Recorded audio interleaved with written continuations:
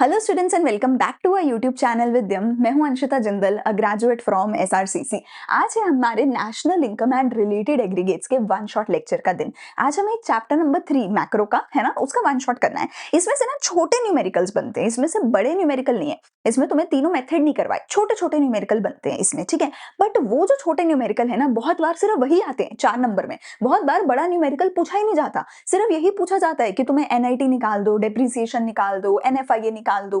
Plus ये chapter base बनाएगा अगले चैप्टर का, ठीक है। सो वन शॉट लेक्चर पूरा ध्यान से सुनना है, एक ही बार में बैठ के सुनना है। मैंने एक बार में बनाया है, तुम्हें एक बार में सुनना है, बीच में छोड़ के नहीं जाना है। अपने नाम की अटेंडेंस लगा दो कमेंट सेक्शन में, प्रॉमिस कर दो कि पूरा लेक्चर भैया एक बार में बैठ के सुनोगे, ठीक है।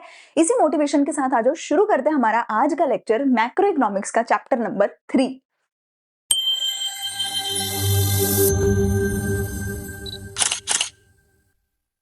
चलो अब स्टार्ट करते हैं हमारे लेक्चर को, ठीक है। लाइक शेयर सब्सक्राइब जरूर करना। सबसे पहली चीज बेटा, जो इस चैप्टर में आप पढ़ते हो, मेजरली आप इस चैप्टर में टोटल 8 अलग अलग डेफिनेशंस पढ़ते हो। अभी तक आपने पहले चैप्टर में करा होगा सर्कुलर फ्लो ऑफ इनकम, उसके बाद दूसरे चैप्टर में आपने पढ़े होगी बेसिक टर्म्स की डेफिनेशन, जैसे कि डेप्रिसिएशन क्या होती है, एनएफआईए क्या होता है, एनआईटी क्या होता है ना, डोमेस्टिक टेरिटरी क्या है, नॉर्मल रेजिडेंट क्या है, उनकी डेफिनेशन आपने पढ़ी। अब देखो, ये जो वर्ड्स आपने चैप्टर नंबर 2 में पढ़े थे, इन्हीं वर्ड्स की मदद से हम हमारी नेशनल इनकम फाइंड आउट करते हैं, ठीक है। नेशनल इनकम का बेसिकली क्या मतलब होता है कि मेरे देश में, पूरे देश भर में एक साल में कितनी इनकम जनरेट हुई है, ये मेरी नेशनल इनकम है, ठीक है। पर हम सिर्फ और सिर्फ नेशनल इनकम नहीं फाइंड आउट करते, हम उसके अलावा 8 अलग अलग तरीके की चीजें फाइंड आउट कर सकते हैं, इंक्लूडिंग नेशनल इनकम। अब ये जो सारी चीजें हैं, ये नेशनल इनकम से बहुत छोटे पॉइंट्स पे डिफरेंशिएट होती है। मेजरली 3 पॉइंट ऑफ डिफरेंसेस हमारे पास आते हैं, जो हमने चैप्टर नंबर 2 में पढ़े थे। सबसे पहला मेरे पास यहाँ पे आता है पॉइंट ऑफ डिफरेंशिएशन, वो होता है हमारा डेप्रिसिएशन। दूसरा पॉइंट ऑफ डिफरेंशिएशन मेरे पास आता है हमारा एनआईटी, और तीसरा मेरे पास आता है एनएफआईए। ये 3 पॉइंट्स ऑफ डिफरेंसेस होते हैं। अगर तुमने ये नहीं देखा, प्लीज आई विल सजेस्ट पहले चैप्टर नंबर 2 देखना, वहां पे मैंने इन तीनों का मतलब समझाया है, इन तीनों को एक्सप्लेन किया है। एंड मैं वीडियो देखने के लिए नहीं बोल रही हूँ, मैं सिर्फ इसलिए आपको ये चीज समझा रही हूँ क्योंकि जब तक आपने इनका मतलब नहीं समझा, you can not understand chapter 3, chapter 4, you can not solve numericals जब तक आप इनका मतलब नहीं समझोगे, ठीक है। एंड मैंने ऑलरेडी पिछले चैप्टर में समझाया है, तो मैं ज्यादा डिटेल में यहाँ नहीं समझाऊंगी, ठीक है। डेप्रिसिएशन, एनआईटी, एनएफआईए, इन तीनों का मतलब, इनका फॉर्मूला हमने पिछले चैप्टर में पढ़ा है, ठीक है। इनकी मदद से ही बेटा हम क्या करते हैं, 8 अलग अलग एग्रीगेट्स निकालते हैं। हमने ये पढ़ा था कि डेप्रिसिएशन अगर प्लस होगा तो उसका क्या नाम होगा, अगर माइनस होगा क्या नाम होगा। एनआईटी अगर प्लस होगा या एनआईटी अगर माइनस होगा तो उसका क्या अलग अलग नाम होगा। एनएफआईए अगर प्लस होगा या माइनस होगा तो उसका क्या अलग अलग नाम होगा। तो आप देखो, यहाँ पर टोटल हमारे पास 8 अलग अलग तरीके की चीजें बन सकती हैं, ठीक है। 2 इसके डिफरेंसेस हैं, 2 इसके हैं, 2 इसके हैं, ठीक है। तो इन सबको अगर मैं कंबाइन करती हूँ तो मेरे पास 8 अलग अलग तरीके के एग्रीगेट्स बनते हैं। एग्रीगेट का सिंपल मतलब ये है कि 8 अलग अलग तरीके की, यू कैन से, नाम बनते हैं, 8 अलग अलग तरीके की चीजें निकल कर आती हैं, ठीक है। जैसे मैं एक बोल सकती हूँ ना कि एक लड़की है जो इंडियन है, जो हिंदू है, ठीक है, जो छोटे शहर से है, ये उसकी कैरेक्टरिस्टिक्स है। सिमिलरली एक चीज है जिसमें डिप्रिसिएशन एडेड है, जिसमें एनआईटी भी एडेड है, जिसमें एनएफआईए भी एडेड है। सिमिलरली एक चीज ऐसी होगी जिसमें डिप्रिसिएशन भी नहीं है, एनआईटी भी नहीं है, एनएफआईए भी नहीं है। तो इन ये अलग अलग चीजें बन रही है हमारे पास, है ना, डिपेंडिंग अपॉन उसमें क्या एडेड है और क्या सब्ट्रैक्टेड है, और इन्हीं के बेसिस पे 8 अलग अलग चीजें बनाते हैं। तो वो चीजें कैसे बनाई जाएंगी, उनका नाम कैसे लिखा जाएगा, और उनकी डेफिनेशन कैसे लिखी जाएगी, और उनके फॉर्मूला के बेसिस पे, इन तीनों के फॉर्मूला के बेसिस पे वो 8 अलग अलग चीजों को कैसे कैलकुलेट करा जाएगा, ये इस चैप्टर में हम पढ़ेंगे। क्या मैंने बोला कि 3 चीजें हैं, ये तीनों अगर प्लस होंगी तो कुछ और बनेगा, ये तीनों अगर माइनस होंगी तो कुछ और बनेगा, ठीक है। तो ऐसे करके 8 अलग अलग चीजें हम बनाते हैं। अब ये चीजें कैसे बनेंगी, इन चीजों को बोला क्या जाता है, सबसे पहले इनको बोला जाता है एग्रीगेट्स। इनको क्या बोला जाता है, एग्रीगेट्स, ठीक है। नेशनल इनकम भी इन्हीं में से एक एग्रीगेट है, ठीक है। अब ये जो 8 एग्रीगेट्स हैं, ये कैसे बनाए जाएंगे, इनका नामकरण कैसे किया जाएगा, इनका डेफिनेशन कैसे लिखा जाएगा, इनको कैलकुलेट कैसे किया जाएगा, ये इस चैप्टर में हम पढ़ते हैं, ठीक है। अगर ये बात समझ आ गई है, ये पूरे चैप्टर की एक समरी थी। अगर ये समझ आ गई है तो सबसे पहले हम कुछ एक अक्षर, कुछ एक शब्द, उनका डेफिनेशन पढ़ेंगे, डेफिनेशन याद करेंगे, ताकि इन आठों का अलग से डेफिनेशन हम बना सके। देखो ये जो आठों चीजें हैं, आपको इनमें से किसी का भी एक का डेफिनेशन पेपर में पूछा जा सकता है। ये जो 8 चीजें हैं, 8 एग्रीगेट्स हैं, इनमें से किसी भी एक का डेफिनेशन पेपर में पूछा जा सकता है और पूछा भी जाता है। तो you have to learn the definitions. पर ये तो बहुत मुश्किल चीज है कि 8 अलग अलग डेफिनेशन एक ही चैप्टर में, और एक लाइन के डेफिनेशन नहीं है, 3-4 लाइनों की डेफिनेशन है। ये तो बहुत मुश्किल है। तो इसलिए you don't need to learn all the 8 definitions. आपको वो 8 डेफिनेशंस याद करने की जरूरत नहीं है। मैं उन डेफिनेशंस के कुछ एक वर्ड्स हैं, उनकी डेफिनेशन आपको याद कराऊंगी, और उनकी डेफिनेशंस को मिलाकर आप इन सब की डेफिनेशन बना पाओगे। मतलब समझाती समझाती हूं मैं आपको। अगर देखो, अब मैं फिर से एक बार लास्ट टाइम बोल रही हूँ कि अगर आपने चैप्टर नंबर 2 नहीं पढ़ा है तो प्लीज पहले जाके चैप्टर नंबर 2 पढ़ लेना, क्योंकि अगर ये चैप्टर आपको नहीं समझ आ रहा, अगर ये जो मैं बोल रही हूँ अगर ये नहीं समझ आएगा, तो उसकी जिम्मेदारी मेरी नहीं है। ये मत बोलना कि मैम ने ऐसा पढ़ाया समझ नहीं आया, उसका मतलब ये कि तुमने चैप्टर नंबर 2 नहीं देखा। अगर चैप्टर 2 देखा है तो ही समझ आएगा जो अब मैं समझा रही हूँ। तो चैप्टर 2 में मैंने बोला था कि अगर डेप्रिसिएशन प्लस होगी किसी चीज में तो उसको ग्रॉस बोला जाएगा, अगर किसी चीज में से माइनस होगी तो उसको नेट बोला जाएगा। अगर एनआईटी किसी भी चीज में प्लस होगा तो उसको मार्केट प्राइस बोला जाएगा। अगर एनआईटी किसी भी चीज में से माइनस होगा तो उसको फैक्टर कॉस्ट बोला जाएगा। सिमिलरली अगर अगर एनएफआईए अगर एनएफआईए किसी भी चीज में प्लस होगा तो उसको नेशनल प्रोडक्ट बोला जाएगा। किसी भी चीज में से माइनस होगा तो उसको डोमेस्टिक प्रोडक्ट बोला जाएगा। ये हमने पढ़ा है पिछले चैप्टर में, ठीक है। इनका मतलब क्या था वो मैंने बताया था। अब हर जो 8 के 8 जो एग्रीगेट्स बनेंगे, उन 8 एग्रीगेट्स में से या तो कोई ग्रॉस होगा या तो नेट होगा, या तो कोई मार्केट होगा या फैक्टर कॉस्ट होगा, या डीपी होगा या एनपी होगा। तो you don't need to learn all the 8 definitions separately. आप ग्रॉस और नेट का मतलब याद कर लो, मार्केट प्राइस फैक्टर कॉस्ट का मतलब याद कर लो, डोमेस्टिक और नेशनल का मतलब याद कर लो। इनको तीनों को जोड़ के एक डेफिनेशन बन जाएगी, ठीक है। आओ देखते हैं। सबसे पहले देखो, सबसे सिंपल तो है ग्रॉस और नेट का। अगर किसी चीज में डेप्रिसिएशन एडेड है तो उसको ग्रॉस बोला जाता है। तो ग्रॉस की डेफिनेशन क्या हो जाएगी? It is inclusive of depreciation. खत्म हो गई बात। अगर किसी चीज में डेप्रिसिएशन एडेड नहीं है तो उसको नेट बोला जाएगा। तो it is exclusive of depreciation, मतलब इसमें डेप्रिसिएशन एडेड नहीं है। सही हो गई बात। आगे, अब दूसरा, अगर एनआईटी एडेड है तो मार्केट प्राइस, अगर एनआईटी एडेड नहीं है तो फैक्टर कॉस्ट। फैक्टर कॉस्ट और मार्केट प्राइस की डेफिनेशन क्या है? डेफिनेशन के अंदर आपको इनका नाम ही लिखना है। देखो, मार्केट प्राइस की डेफिनेशन क्या है? It is the market value, या मार्केट प्राइस भी लिख सकते हो। It is the market value of final goods and services. खत्म हो गई बात। Market price, final goods and services, खत्म बात। फैक्टर कॉस्ट की डेफिनेशन क्या होगी? It is the some total of factor cost incurred on final goods and services. कितना आसान डेफिनेशन है, देखो कितना आसान है। फैक्टर कॉस्ट का क्या है? सम total of factor cost incurred on final goods and services. मतलब दो चीजें कॉमन है। पहली चीज है जो नाम है वो लिखना है, दूसरी चीज क्या लिखनी है? Final goods and services. तो फैक्टर कॉस्ट और मार्केट प्राइस की डेफिनेशन में दो चीजें लिखनी है। पहली चीज तो इनका नाम ही, दूसरा नाम क्या लिखना है? Final goods and services.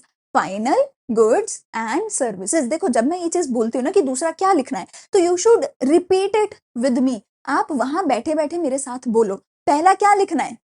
इनका नाम। दूसरा क्या लिखना है? Final goods and services. ठीक हो गई बात। तो फैक्टर कॉस्ट क्या है? सम total of factor cost incurred on final goods and services. मेरे साथ बोलना है, ठीक है।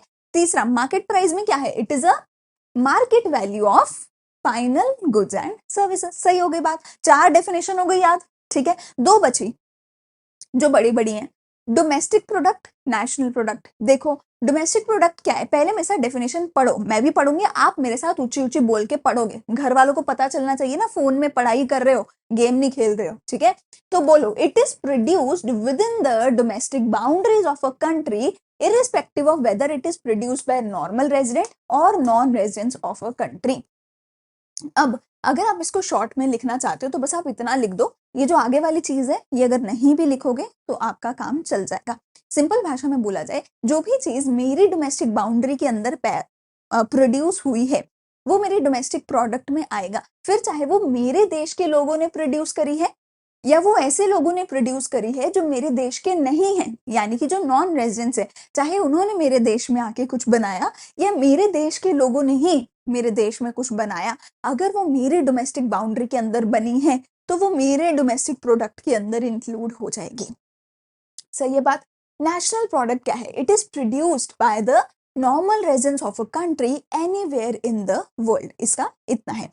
नॉर्मल नेशनल प्रोडक्ट कहता है कि भैया दुनिया में कहीं भी बना है, अगर मेरे लोगों ने बनाया है तो वो मेरे नेशनल प्रोडक्ट में ऐड हो जाएगा। पर डोमेस्टिक प्रोडक्ट कहता है कि अगर मेरी बाउंड्री के अंदर बना है, फिर चाहे वो किसी ने भी बनाया हो, वो डोमेस्टिक प्रोडक्ट में इंक्लूड हो जाएगा। इसको थोड़ा अच्छे से समझ लो, इसको थोड़ा अच्छे से समझ लो। देखो मेरे पास क्या क्या ऑप्शन हो सकते हैं। पहला ऑप्शन हो सकता है कि वो इंडिया के अंदर बना, ठीक है, हम नीचे कहीं अच्छे से इसको लिखते हैं।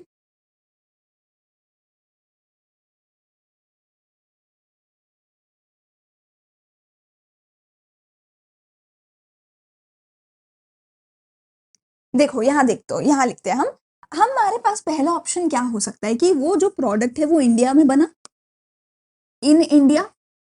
दूसरा ऑप्शन क्या हो सकता है कि वो जो प्रोडक्ट बना वो आउटसाइड इंडिया बना, ठीक है।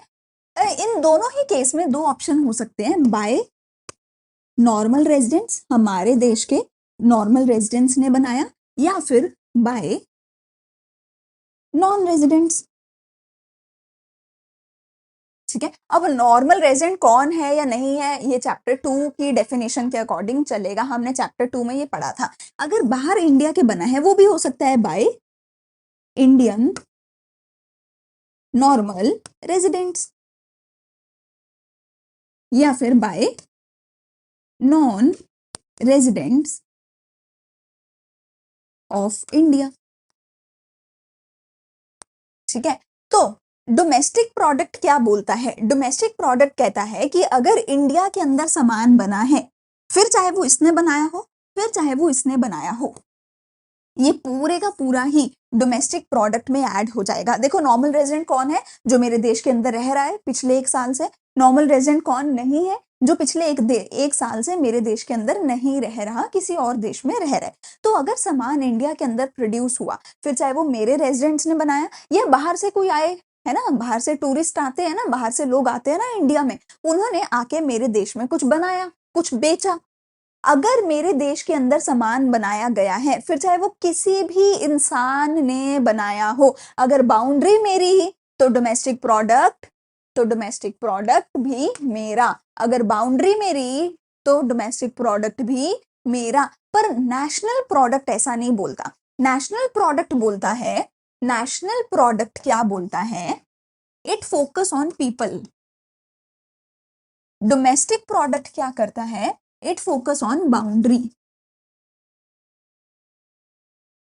ठीक है। डोमेस्टिक प्रोडक्ट कहता है अगर बाउंड्री मेरी तो डोमेस्टिक प्रोडक्ट मेरा, बनाया किसी ने भी हो। पर नेशनल प्रोडक्ट क्या बोलता है? बाउंड्री किसी की भी हो, अगर लोग मेरे तो नेशनल प्रोडक्ट मेरा। अगर मेरे नॉर्मल रेजिडेंट्स ने बनाया है, अगर सामान मेरे नॉर्मल रेजिडेंट्स ने बनाया है, हम इसका कलर चेंज कर लेते हैं। अगर सामान मेरे नॉर्मल रेजिडेंट्स ने बनाया है, फिर चाहे वो इंडिया में बनाया हो, फिर चाहे वो इंडिया के बाहर बनाया हो, फिर चाहे वो इंडिया में बनाया हो, फिर चाहे वो इंडिया के बाहर बनाया हो, अगर सामान मेरे नॉर्मल रेजिडेंट्स ने बनाया है तो वो मेरी नेशनल प्रोडक्ट में ऐड हो जाएगा। अगर मेरे लोगों ने बनाया है, कहीं भी बनाया हो, इंडिया के अंदर बनाया हो, इंडिया के बाहर बनाया हो, अगर मेरे लोगों ने बनाया है, मेरे लोग मतलब मेरे नॉर्मल रेजिडेंट्स ने अगर बनाया है, तो वो मेरी नेशनल प्रोडक्ट में ऐड हो जाएगा। तो वो मेरे नेशनल प्रोडक्ट में ऐड हो जाएगा। डोमेस्टिक प्रोडक्ट क्या कहता है? सामान मेरे घर के अंदर बना हो, किसी ने भी बनाया हो, मेरे घर के अंदर बना तो डोमेस्टिक प्रोडक्ट। ठीक हो गई बात। तो ये है डोमेस्टिक प्रोडक्ट और नेशनल प्रोडक्ट का मतलब। अगर कुछ भी समझ नहीं आया है तो टाइम स्टैम्प के साथ आप अभी के अभी मुझे डाउट पूछ सकते हो कमेंट सेक्शन में। अगर लिखना चाहते हो तो आप लिख सकते हो, ठीक है, स्क्रीनशॉट लेना चाहते हो तो आप ले सकते हो, पर इसको अच्छे से समझ लेना क्योंकि ये बहुत बार पूछा जाता है, ठीक है। ये है हमारा बेसिकली मतलब domestic product and national product का, ठीक है जी। चलिए आगे, चले आगे, चले चले चले, कहाँ गया, चलो। तो हमारे पास अब देखो क्या क्या डेफिनेशंस आ गई। अब हमारे पास डेफिनेशंस आ गई ग्रॉस और नेट की, जो कि डेप्रिसिएशन के ऊपर बेस्ड है।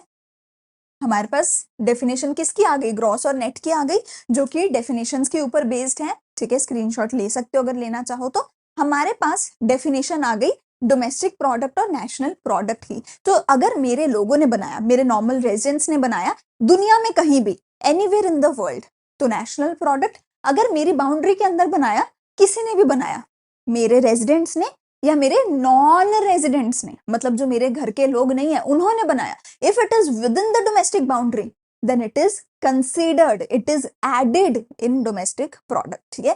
फैक्टर कॉस्ट और मार्केट प्राइस का सिंपल है, पहले इनका नाम, फिर क्या लिखना है, फिर क्या लिखना है, बोलो मेरे साथ, फाइनल गुड्स एंड सर्विसेज। तो अगर market price of final goods and services, some total of factor cost of final goods and services. ये हो गई डेफिनेशंस जो याद करनी पड़े, ठीक है।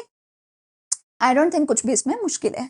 अगला मैंने साथ साथ टिप्स भी दिए, नोट्स के अंदर टिप्स लिखी हैं कि अगर लेक्चर भूल गए यहाँ से याद आ जाए। टिप क्या है, हमेशा इनको मिला के जब भी कोई डेफिनेशन बनाओगे तो डेफिनेशन में एक लाइन जरूर लिखनी है, वो क्या है, with in an accounting year. Definition में एक लाइन जरूर लिखनी है, हर डेफिनेशन में एक लाइन जरूर लिखनी है, वो क्या है, with in an accounting year, with in an accounting year. अब बनाए एग्रीगेट्स, कितने एग्रीगेट्स बनने थे, 8। कितने एग्रीगेट्स बनने थे, 8, ठीक है। अब देखो एग्रीगेट्स कैसे बनेंगे। एक तो डेप्रिसिएशन के बेस पे बनेगा, या ग्रॉस होगा या नेट होगा।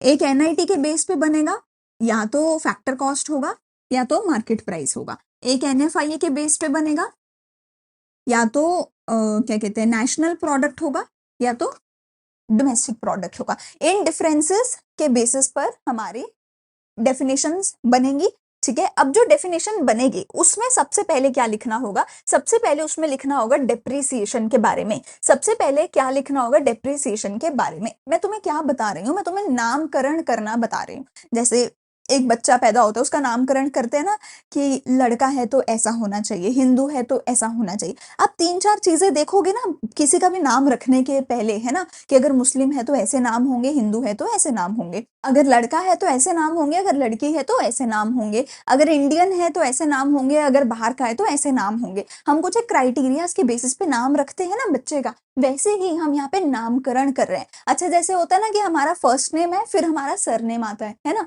अच्छा, मिडिल नेम भी होता है जिसमें पेरेंट्स का नाम लिखते हैं, है ना। ऐसे ही कई जगह पे पहले सरनेम लिखा जाता है फिर फर्स्ट नेम लिखा जाता है, जो हमारा यहाँ पे नाम होता है। तो इट डिपेंड्स कि कौन सा नाम आगे कौन सा नाम पीछे। तो मैं वही नामकरण करना तुम्हें सिखा रही हूँ कि सरनेम कहाँ जाएगा, मिडिल नेम कहाँ जाएगा, फर्स्ट नेम कहाँ जाएगा, सबसे पहले क्या, फिर क्या, फिर क्या, ये नामकरण करना सीख लो। तो सबसे पहले आप डेप्रिसिएशन के बारे में लिखोगे। डेप्रिसिएशन के बेस पे या तो कोई चीज नेट हो सकती है या तो कोई चीज ग्रॉस हो सकती है। तो सबसे पहले फर्स्ट नेम हमारे बच्चे का क्या है, अबाउट डेप्रिसिएशन, या तो नेट होगा या तो ग्रॉस होगा। पहला नाम क्या बन गया, नेट या तो ग्रॉस। दूसरे नाम मिडिल नेम में हम क्या लिखेंगे, एनएफआईए के बारे में, हम लिखेंगे एनएफआईए के बारे में। तो वो या तो डोमेस्टिक प्रोडक्ट हो सकता है या तो नेशनल प्रोडक्ट हो सकता है। मिडिल नेम में हम एनएफआईए के बारे में बताएंगे कि एनएफआईए एडेड है या एनएफआईए एडेड नहीं है। कैसे पता चलेगा, डोमेस्टिक प्रोडक्ट एनएफआईए एडेड नहीं है, नेशनल प्रोडक्ट एनएफआईए एडेड है, ठीक है। अब ये हो गया, एक ही बचा एनआईटी। तो तीसरे नंबर पे हम एनआईटी के बारे में बताएंगे, या तो फैक्टर कॉस्ट होगा या तो मार्केट प्राइस होगा। लेकिन इसको ऊपर नहीं लिखोगे, इसको पैरों में बिठाओगे, इसको नीचे लिखोगे, ठीक है। या तो फैक्टर कॉस्ट होगा उसको भी नीचे लिखोगे, या तो मार्केट प्राइस होगा उसको भी यहाँ पर नीचे छोटा सा लिखोगे। देखो यहाँ पे मैंने क्या किया है, एनएनपी बड़ा है, एमपी नीचे पैर में छोटा है, ठीक है। तो आपके पास क्या बन गया, या तो नेट और ग्रॉस, डोमेस्टिक और नेशनल, फैक्टर कॉस्ट और मार्केट प्राइस, ये बन गए हमारे नामकरण हो गया कि नामकरण ऐसे होगा। सबसे पहले नेट या ग्रॉस आएगा, फिर डोमेस्टिक या नेशनल आएगा, फिर एफसी या एमपी आएगा नीचे पैर में, ठीक है। ऐसे कर करके आप मिक्स मैच करके टोटल 8 अलग अलग बच्चों के नाम बना सकते हो, ठीक है। 8 अलग अलग बच्चों के नाम बना सकते हो। देखो, gross net, gross net, gross net, gross net, ठीक है। Domestic domestic, national national, domestic domestic, national national. Factor cost के 4, मार्केट प्राइस के 4। देखो, 4 में फैक्टर कॉस्ट आ रहा है, 4 में मार्केट प्राइस आ रहा है, 4 में ग्रॉस आ रहा है, चारों में नेट आ रहा है, 4 में डोमेस्टिक आ रहा है, 4 में नेशनल आ रहा है, ठीक है। तो परम्यूटेशन कॉम्बिनेशन करके 8 हमारे पास बनते हैं, ठीक है।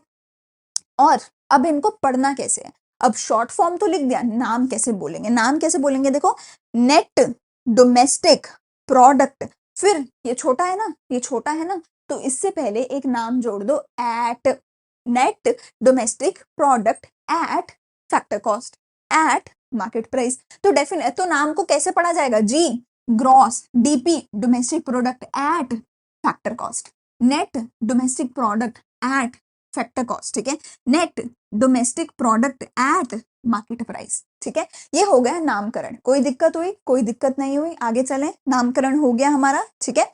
अगला टिप हमारे पास क्या है? अब बहुत बार क्वेश्चन बोलता है एनडीपीएफसी निकालो, एनएनपीएफसी निकालो, जीडीपीएमपी निकालो। वो तो आसान है, आपको पता है जीडीपीएमपी निकालना है, आपको पता है जीडीपीएमपी निकालना है। जीडीपीएमपी निकालने के लिए मतलब डेप्रिसिएशन प्लस होनी चाहिए, है ना। एनएफआईए उसमें नहीं होना चाहिए, माइनस होना चाहिए, और एनआईटी भी उसमें होना चाहिए। अगर नाम दे दिया सीधा सीधा, फिर तो पता है ना कि ये तीनों चीजें ऐसे ऐसे होनी चाहिए, बात खत्म हो गई। कैलकुलेट करो, प्लस माइनस करो, आंसर आ जाएगा। अगर क्वेश्चन बोले नेशनल इनकम निकालो, तो इन 8 में से कौन सा बच्चे का नाम निकालना है, कौन सी चीज निकालनी है, वो नहीं पता। तो अगर क्वेश्चन बोले कि नेशनल इनकम निकालो, तो आपको एनएनपीएफसी निकालना है। मेरे साथ बोलोगे 4 बार। अगर क्वेश्चन बोले नेशनल इनकम निकालो, तो आप क्या निकालोगे? एनएनपीएफसी। क्या निकालोगे? एनएनपीएफसी। क्या निकालोगे? फिर से एनएनपीएफसी। तो नेशनल इनकम कौन से एग्रीगेट को बोला जाता है? एनएनपीएफसी। सिमिलरली अगर क्वेश्चन बोलता है डोमेस्टिक इनकम निकालो, तो क्या निकाल के आओगे? एनडीपीएफसी। क्या निकाल के आओगे?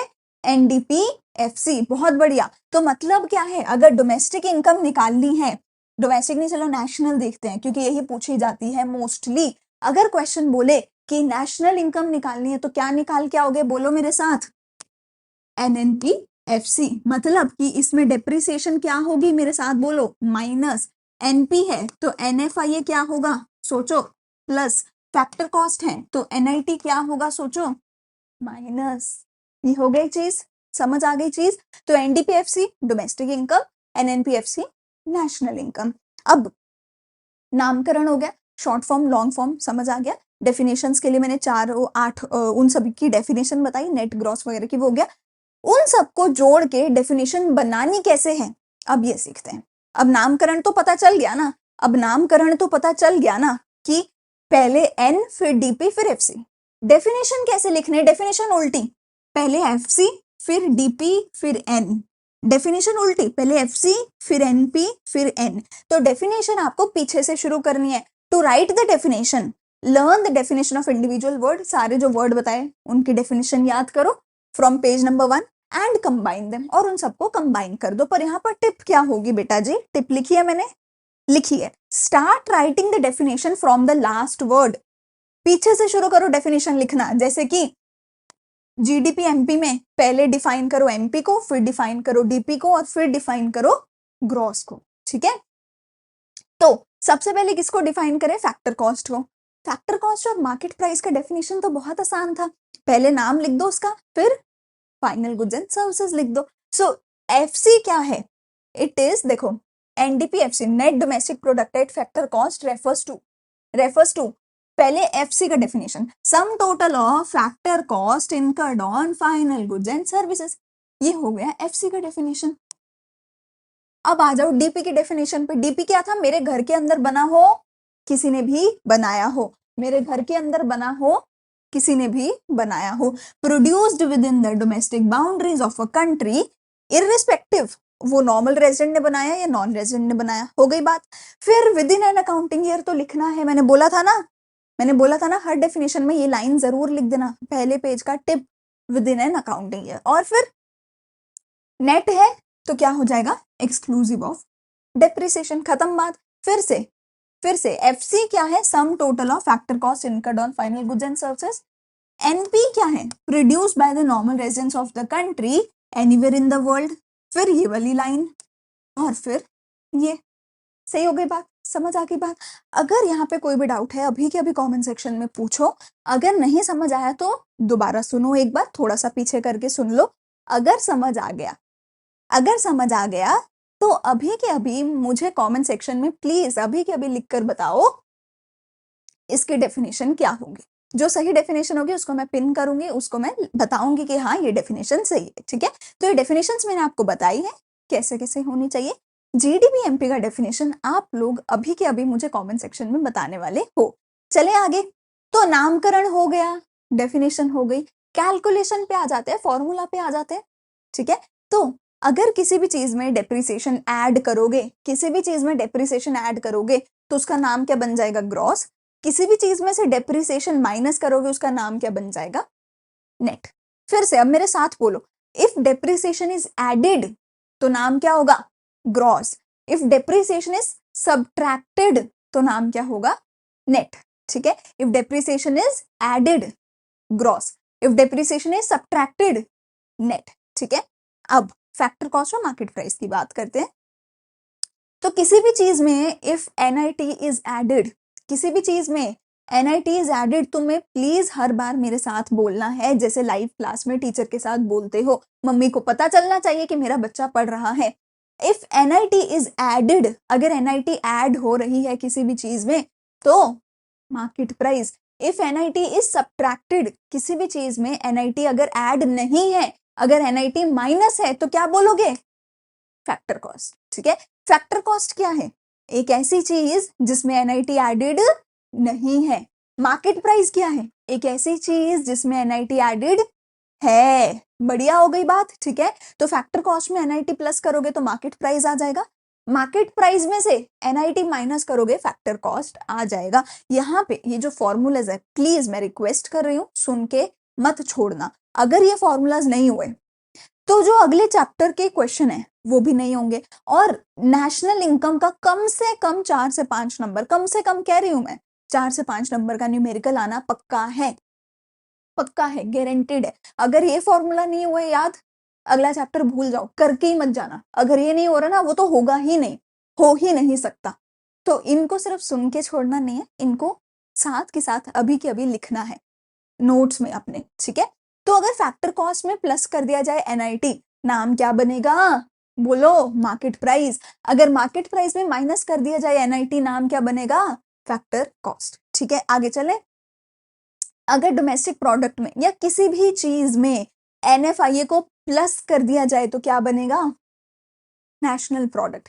अगर किसी भी चीज में एनएफआईए को माइनस कर दिया जाए तो क्या बनेगा, डोमेस्टिक प्रोडक्ट, ठीक है। एनएफआईए का फॉर्मूला क्या है, फीफा माइनस फीटा, पिछले चैप्टर में ये करवाया था।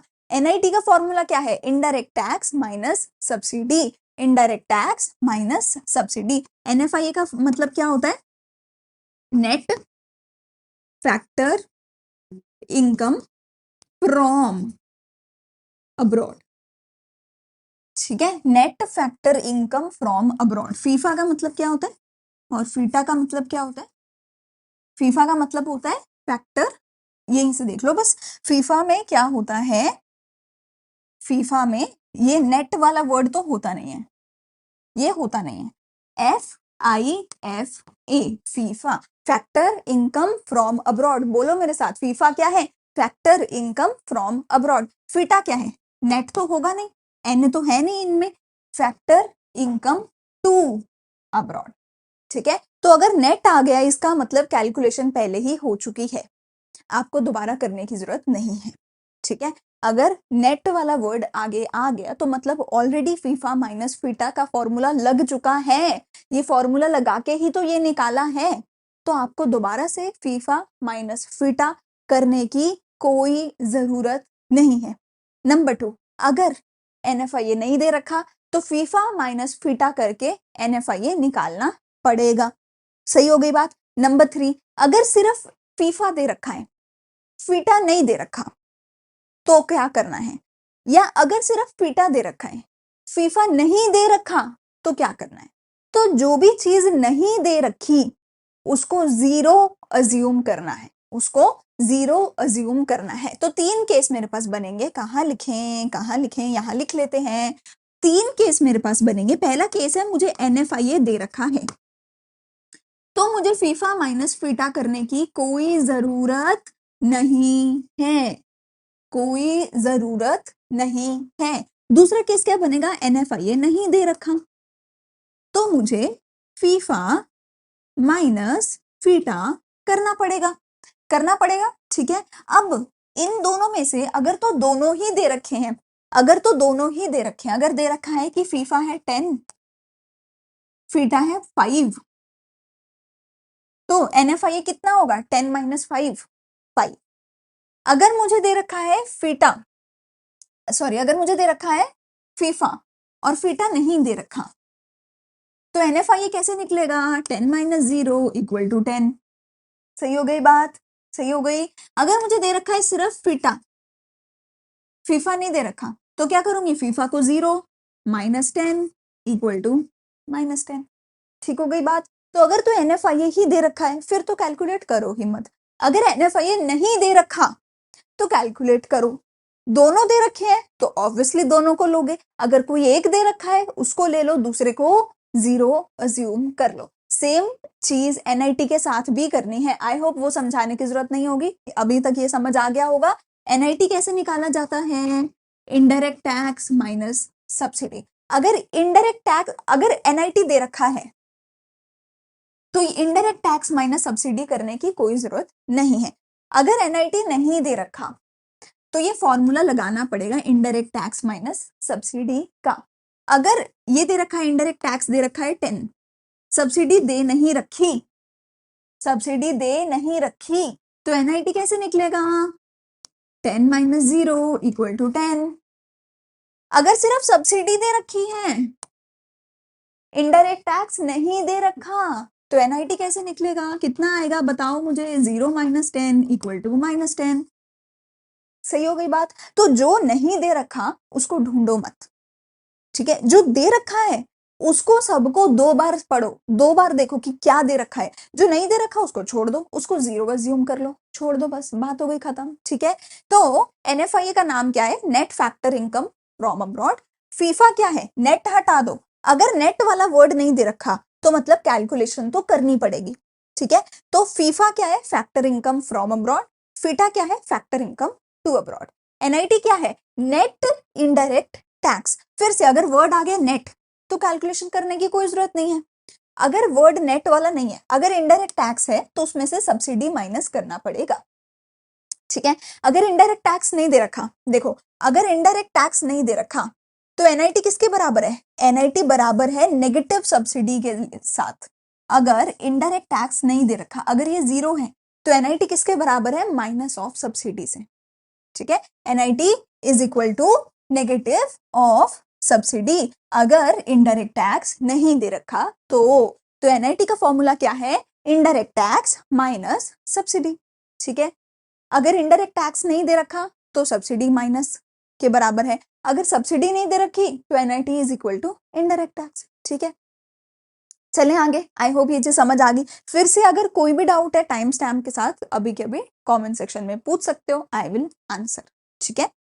अच्छा, टिप्स मैंने फिर से वही लिख रखी है, negative net factor income from abroad is called as net factor income to abroad. समझाती हूँ। ठीक है। चलो क्वेश्चन बाद में करते हैं, पहले आप कुछ टिप्स याद रख लो, कुछ पॉइंट्स याद रख लो। जो मैंने अभी बोला कि मैंने ये बोला कि NFIA is equals to FIFA minus FITA. ठीक है। ठीक है।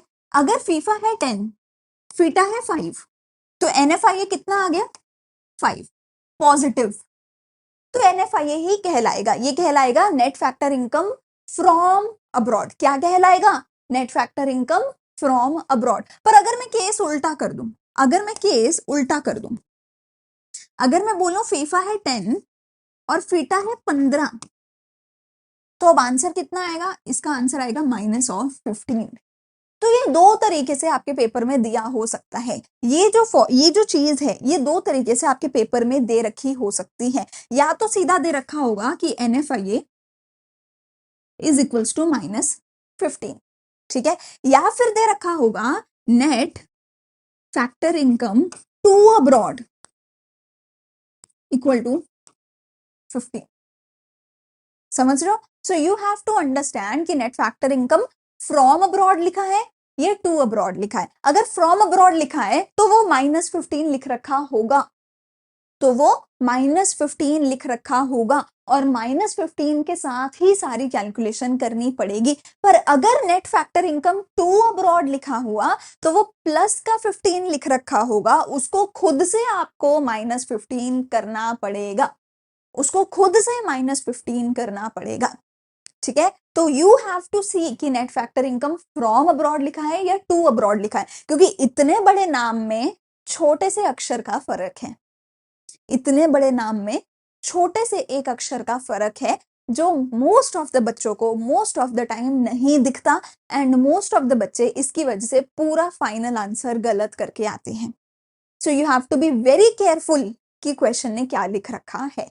तो अगर net factor income to abroad है 15, इसका मतलब आपको -15 लेकर सारी कैलकुलेशन करनी है, ठीक है।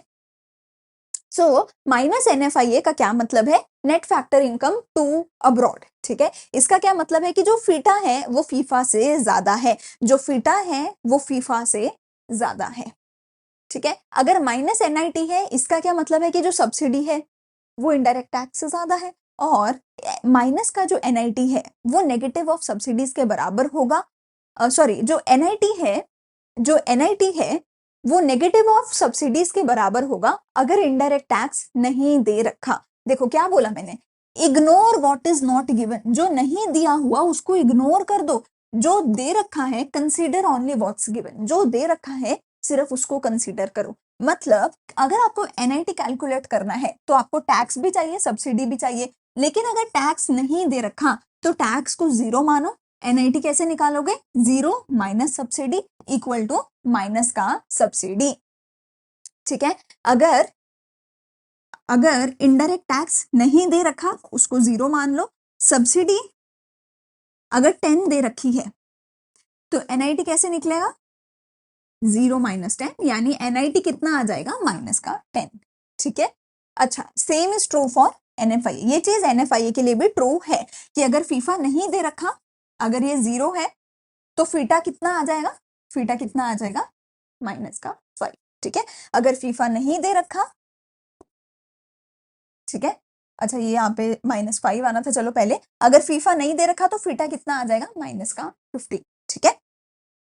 चलो अगली चीज, अगली चीज, ये जो पॉइंट है ये वेरी वेरी इंपॉर्टेंट है, इसको गांठ बांध के अगर रख लोगे, अगर इसको पढ़ लोगे, समझ लोगे, तुम्हारा काम आसान हो जाएगा। अगर इसको नहीं समझा तो मेरी गारंटी है तुम नंबर नहीं ले पाओगे पेपर में, नेशनल इनकम में नंबर कटवा के आओगे।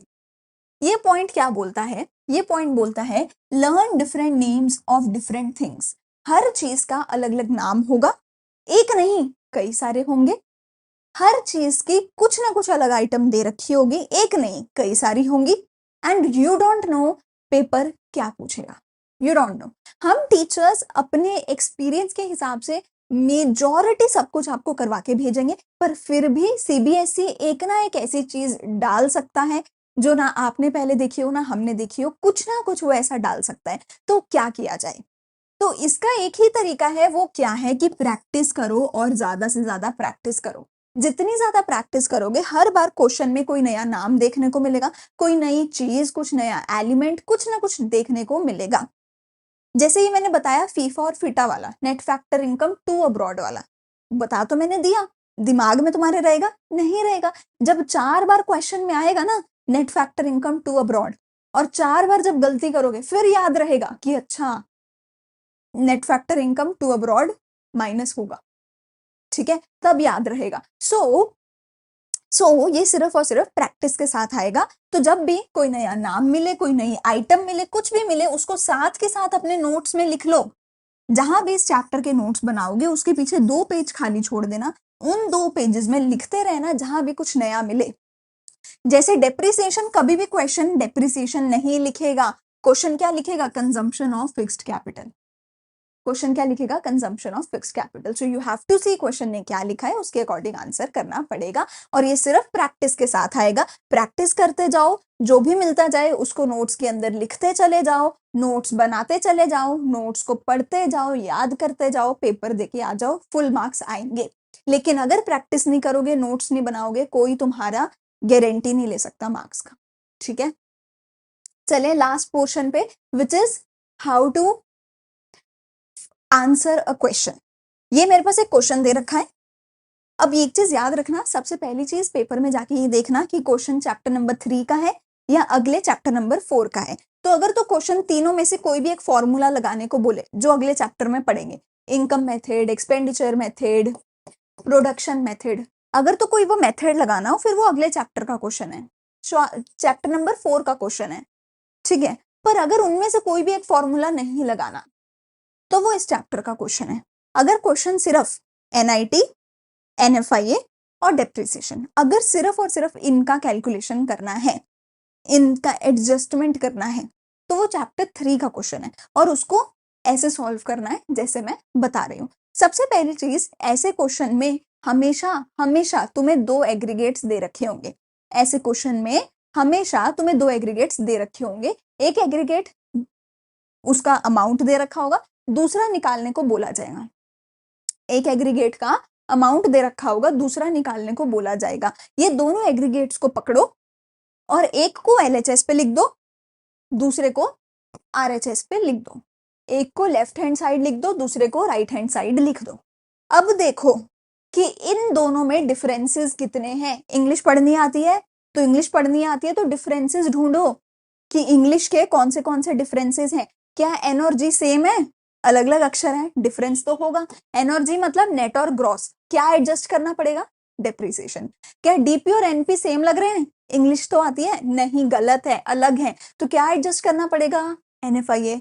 क्या एफसी और एमपी सेम है, नहीं है, क्या एडजस्ट करना पड़ेगा, एनआईटी। समझ आ गई बात। तो जितने डिफरेंसेस हैं उतने एडजस्टमेंट करने पड़ेंगे। अगर मैं तुम्हें दे दूं एनडीपी एफसी और जीडीपी एमपी, देखो कितने डिफरेंसेस हैं। क्या नेट और ग्रॉस सेम है, नहीं, करना पड़ेगा। डीपी और डीपी सेम है, इसको कुछ नहीं करना। क्या ये एफसी और एमपी सेम है, नहीं है, इसको एडजस्ट करना पड़ेगा। 2 डिफरेंसेस मिले, 2 एडजस्टमेंट करनी पड़ेगी। 3 डिफरेंसेस मिले, 3 एडजस्टमेंट करनी पड़ेगी। एक डिफरेंस मिला तो सिर्फ और सिर्फ एक ही एडजस्टमेंट करनी होगी। तो कितने डिफरेंस हैं, 3 है। एडजस्टमेंट कितनी लगेगी, 3 लगेगी। कौन सी, डेप्रिसिएशन, एनएफआईए, एनआईटी। समझ आ गई यहाँ तक। अब तुम्हें खुद से देखना पड़ेगा, क्या डेप्रिसिएशन प्लस होगा या माइनस, क्या एनआईटी प्लस होगा या माइनस, एनएफआईए प्लस होगा या माइनस। खुद से देखो। इनडायरेक्ट टैक्स दे रखा है, सब्सिडी दे रखी है, क्या दे रखा है, फीफा फीटा क्या दे रखा है, net factor income to abroad तो नहीं दे रखा।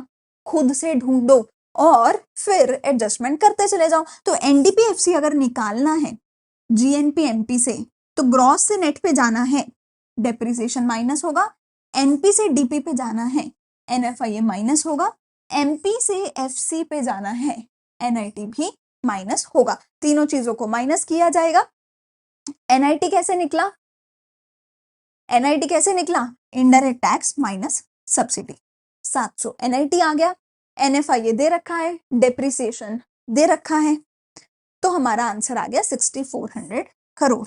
तो सबसे पहले दोनों एग्रीगेट्स को, एक को लेफ्ट हैंड साइड, एक को राइट हैंड साइड रखो, फिर ढूंढो डिफरेंस कितने हैं। जितने डिफरेंस होंगे उतनी एडजस्टमेंट्स होंगी, जितने डिफरेंस होंगे उतने एडजस्टमेंट होगी। एडजस्टमेंट कर दो, आंसर आ जाएगा। ठीक है, समझ आई बात। कोई भी डाउट है, कुछ भी है, कमेंट सेक्शन में पूछ सकते हो। I will also bring dedicated videos जहां मैं मुश्किल से मुश्किल न्यूमेरिकल करवाऊंगी, जहां मैं प्रीवियस ईयर के क्वेश्चंस भी करवाऊंगी। पर अभी हमारी वन शॉट सीरीज है, तो इसके बाद हमारी वन शॉट का भी लेक्चर आएगा। ठीक है, चलो, अगर कुछ भी अच्छा लगे तो प्लीज़ लाइक, शेयर, सब्सक्राइब ज़रूर करना, मुझे कमेंट सेक्शन में ज़रूर बताना। सारी प्लेलिस्ट का लिंक है डिस्क्रिप्शन में, सबको सेव करो, सबको फॉलो करो, सारे चैप्टर्स के वन शॉट लेक्चर्स भी देखो, डिटेल भी देखो, जो तुम्हें चाहिए सब मिलेगा। टेलीग्राम पे नोट्स मिलेंगे, व्हाट्सएप पे एमसीक्यूज़ मिलेंगे, हर जगह जाके फॉलो ज़रूर करना। हम मिलते हैं अगली वीडियो में।